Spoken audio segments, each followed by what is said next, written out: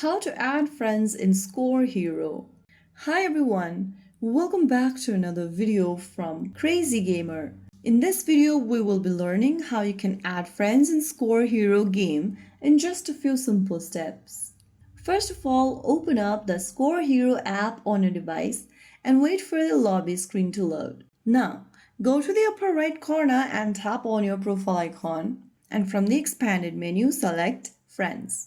Inside the Friends tab, select Add Friend at the bottom right and enter your friend's code to add them in your friend list. Make sure you ask your friend to provide their code, and once they do, go ahead and write it down in the text box.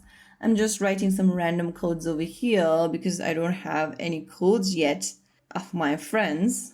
After going ahead and typing your code, click on the Add Friend button, and if the code is correct, you'll be able to send a friend request to your friend. So that way you will be able to add your friends on Score Hero game. Once your friend accepts your request, you'll appear in each other's friend list. You can then compare scores, challenge levels, and share your progress. If you found the video helpful, don't forget to like, share, and subscribe to our channel. I will be back again in the next video. Thank you for watching.